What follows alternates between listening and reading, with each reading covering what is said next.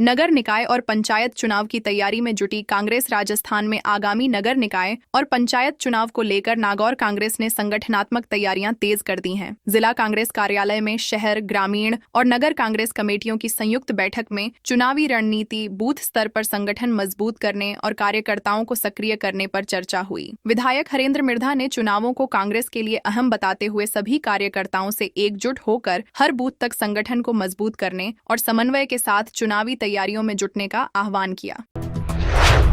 Jewellery shop से 22 लाख के हीरे समेत 1 करोड़ की चोरी। उदयपुर के हाथीपोल थाना क्षेत्र स्थित पंचवटी की एक ज्वेलरी शॉप में चोर शटर उखाड़कर करीब 1 करोड़ रुपए की ज्वेलरी और नकदी चुरा ले गए। वारदात सीसीटीवी कैमरे में कैद हो गई। दुकान से 22 लाख रुपए के हीरे, करीब 390 ग्राम सोने के आभूषण, 12 किलो चांदी के सिक्के और 9.75 लाख रुपए नकद गायब मिले। सूचना पर पहुंची पुलिस ने मामला दर्ज कर लिया है और सीसीटीवी फुटेज और अन्य साक्ष्यों के आधार पर आरोपियों की तलाश तेज कर दी है।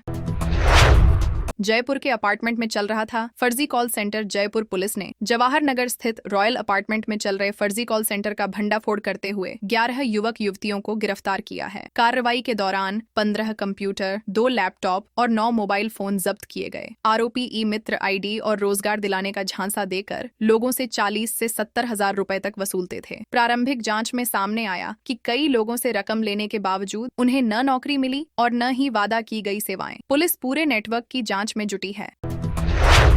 24 लाख की ज्वेलरी पहनती है। बिजनेसमैन की गाय। जालोर के व्यवसायी नरेंद्र पुरोहित की कांकरेज नस्ल की गाय राधा इन दिनों चर्चा का विषय बनी हुई है। राधा करीब 10 किलो चांदी के गहने पहनती है, जिनकी कीमत लगभग 24 लाख रुपए बताई जा रही है। उसके लिए 1 करोड़ रुपए की लागत से 2 मंजिला राधा महल बनाया जा रहा है। नरेंद्र पुरोहित का कहना है कि वर्ष 2019 में राधा के घर आने के बाद उनकी जिंदगी बदल गई। अब राधा परिवार की सबसे खास सदस्य है और उसके लिए विशेष सुविधाओं वाला महल तैयार किया जा रहा है। जयपुर, उदयपुर समेत 5 जिलों में बारिश। राजस्थान के जयपुर, उदयपुर, जोधपुर, बाड़मेर और कोटपूतली बहरोड में बारिश दर्ज की गई। मौसम विभाग ने 5 जिलों के लिए तेज बारिश का ऑरेंज अलर्ट और शेष जिलों के लिए येलो अलर्ट जारी किया है। मौसम वैज्ञानिकों के अनुसार आज से अगले 3 दिनों तक प्रदेश के कई हिस्सों में बारिश का दौर तेज रहेगा। मानसून ट्रफ और छत्तीसगढ़ के ऊपर बने डीप डिप्रेशन सिस्टम के प्रभाव से 5 से 6 अगस्त तक अच्छी बारिश होने की संभावना जताई गई है, जिससे कई जिलों में मौसम सुहाना रहेगा। झालावाड़ में 321 किलो चांदी, 4 किलो सोना जब्त। झालावाड़ पुलिस ने अवैध साहूकारी और भारी ब्याज वसूली के खिलाफ बड़ी कार्रवाई करते हुए 321 किलो चांदी, 4 किलो सोना और 37.35 लाख रुपए नकद जब्त किए हैं। 5 थाना क्षेत्रों में एक साथ हुई छापेमारी के दौरान 128 थ्रेशर मशीनें, कृषि उपकरण, वाहन, संदिग्ध स्टैंप, ब्लैंक चेक और गिरवी रखे गहनों से जुड़े दस्तावेज भी बरामद हुए। एसपी अमित कुमार ने बताया कि गरीब किसानों और जरूरतमंदों का आर्थिक शोषण करने वालों के खिलाफ यह विशेष अभियान आगे भी लगातार जारी रहेगा।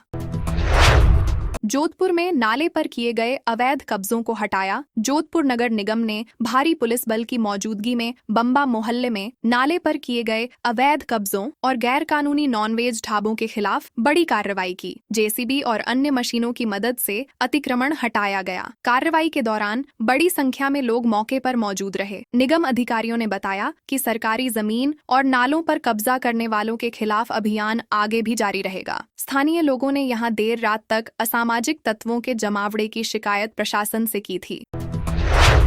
रिट आरएएस की तैयारी कराएगा, एआई टेस्ट भी लेगा। जोधपुर के शुभेंद्र गौतम ने द अभ्यास नाम का एआई आधारित प्लेटफॉर्म तैयार किया है, जो आरएएस, यूपीएससी और जल्द ही रिट परीक्षा की तैयारी कराएगा। यह प्लेटफॉर्म स्टूडेंट्स के टेस्ट लेकर तुरंत रिजल्ट देगा, कमजोर विषयों की पहचान करेगा और डाउट भी क्लियर करेगा। साथ ही करंट अफेयर्स की प्रैक्टिस, विषयवार और टॉपिकवार 20 से 25 वर्षों के प्रश्न पत्र भी उपलब्ध कराएगा। रिट सेगमेंट अगले महीने लॉन्च होगा, जिससे प्रतियोगी परीक्षाओं की तैयारी और अधिक आसान हो सकेगी।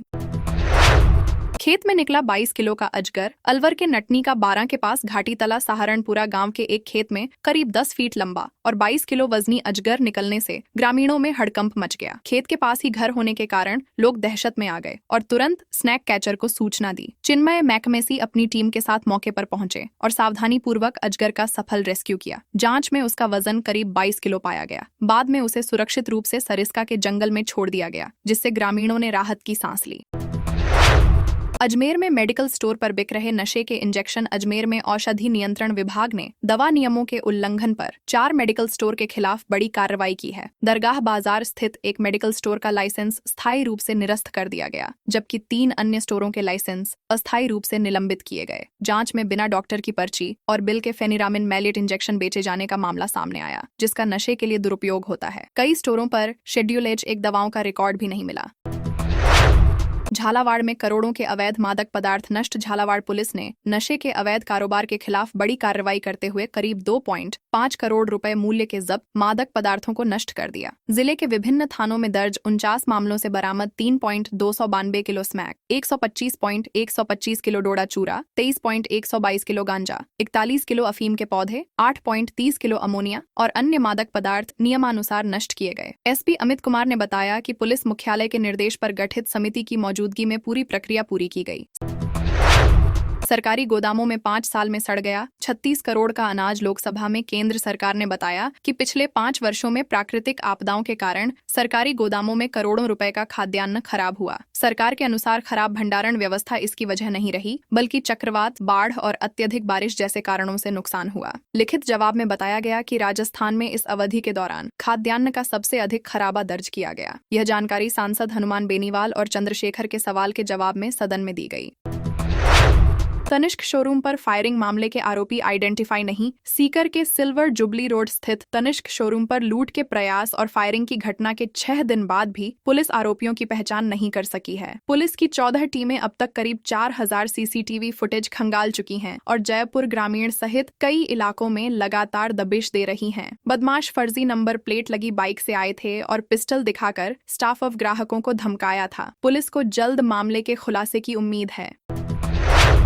जयपुर में टंकी पर चढ़े 3 छात्र नेता अनशन पर। जयपुर में राजस्थान यूनिवर्सिटी के 2 छात्र नेता और 1 छात्रा टोंक फाटक के पास पानी की टंकी पर चढ़कर आमरण अनशन कर रहे हैं। वे जंतर मंतर पर युवाओं पर हुए लाठीचार्ज के विरोध में केंद्रीय गृह मंत्री अमित शाह के इस्तीफे और छात्र संघ चुनाव बहाल करने की मांग कर रहे हैं। छात्रों ने चेतावनी दी है कि मांगें पूरी नहीं होने पर प्रदेश भर के युवाओं के साथ टोंक रोड जाम किया जाएगा। वहीं छात्र नेता शुभम रेवाड़ का सत्याग्रह भी लगातार 9वें दिन जारी रहा।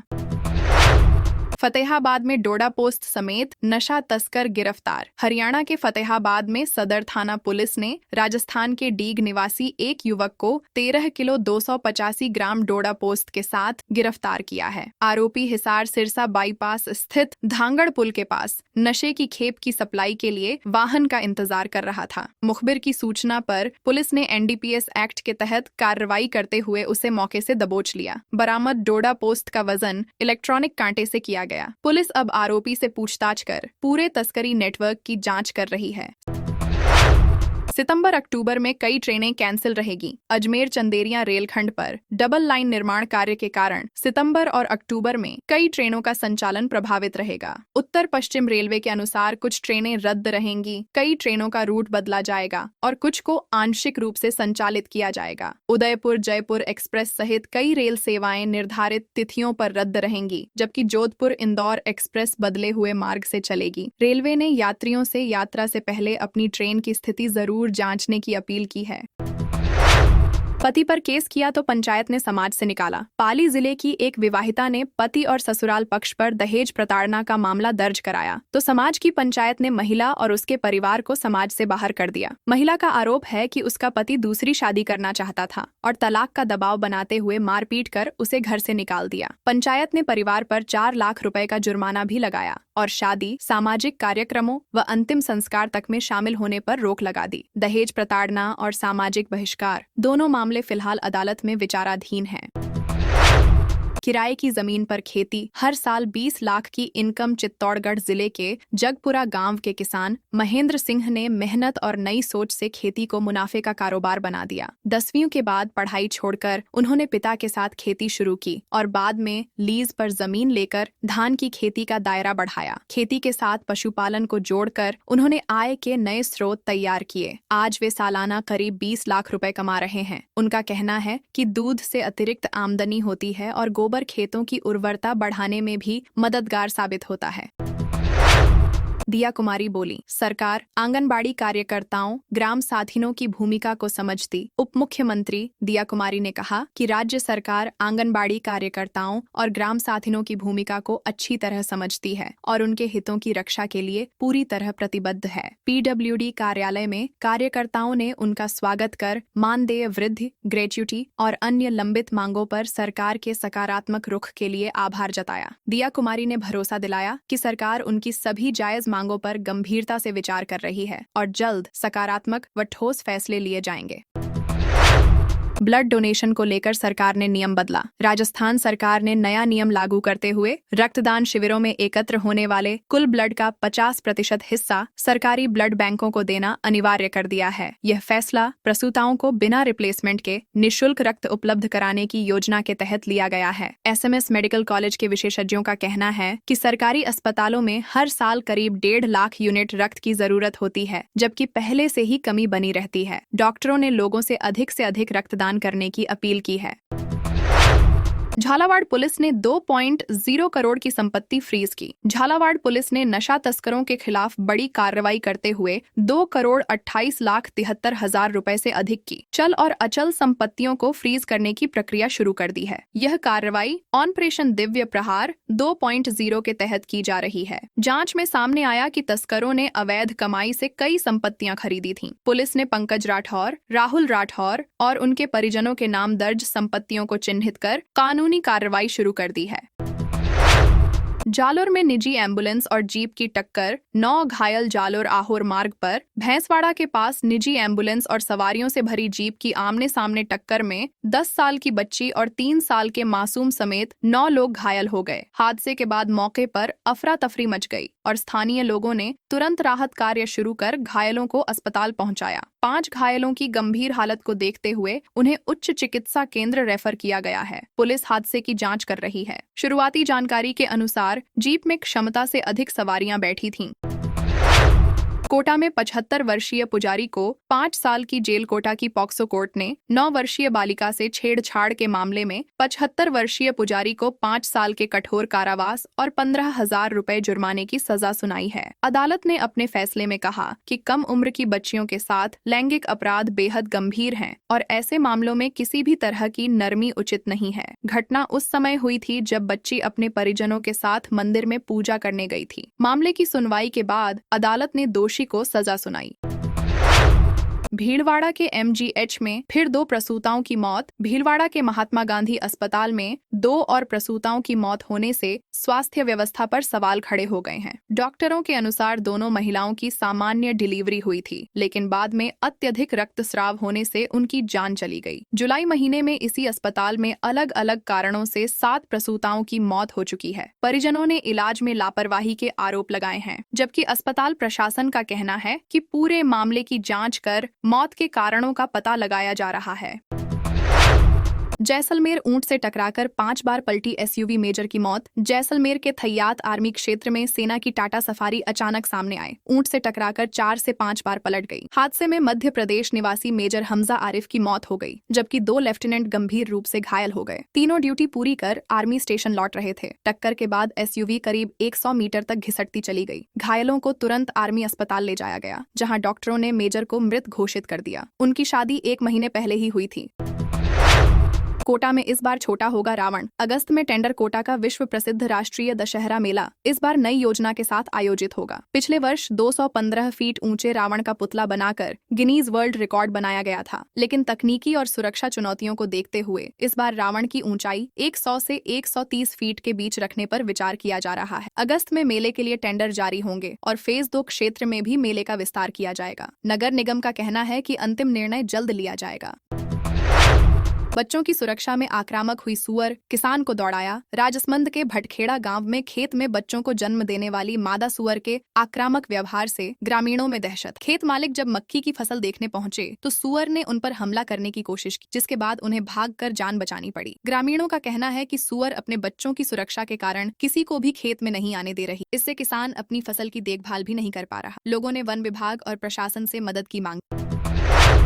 पाली में 3 महिलाओं को सांप ने काटा। एक गंभीर पाली जिले में अलग अलग स्थानों पर हुई 3 घटनाओं में 3 महिलाओं को सांप ने काट लिया। सभी को इलाज के लिए बांगड़ अस्पताल में भर्ती कराया गया है। इनमें एक महिला की हालत गंभीर होने पर आईसीयू में भर्ती किया गया है। एक महिला खेत में काम कर रही थी, जबकि दूसरी अपने घर में सो रही थी, तभी सांप ने काट लिया। डॉक्टरों की निगरानी में तीनों का इलाज जारी है। घटनाओं के बाद ग्रामीण इलाकों में लोगों से सावधानी बरतने की अपील की गई है।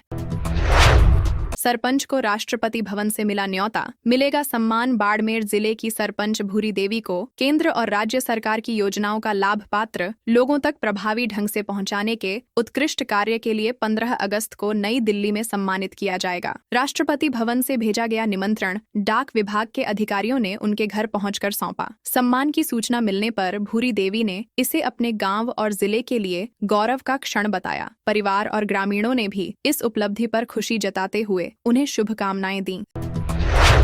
रीट 2021 पेपर लीक किरोड़ी की चिट्ठी पर डोटासरा ने दिया जवाब। रीट 2021 पेपर लीक मामले को लेकर राजस्थान की राजनीति फिर गर्मा गई है। कृषि मंत्री किरोड़ी लाल मीणा ने केंद्रीय गृह मंत्री अमित शाह को पत्र लिखकर रीट समेत पूर्ववर्ती सरकार के दौरान हुई भर्ती परीक्षाओं में कथित गड़बड़ियों की सीबीआई जांच की मांग की है। इस बीच राजस्थान हाईकोर्ट के वर्ष 2025 के उस फैसले की भी चर्चा तेज हो गई है, जिसमें सीबीआई जांच की मांग वाली जनहित याचिका खारिज कर दी गई थी। मामले को लेकर राजनीतिक बयानबाजी लगातार जारी है।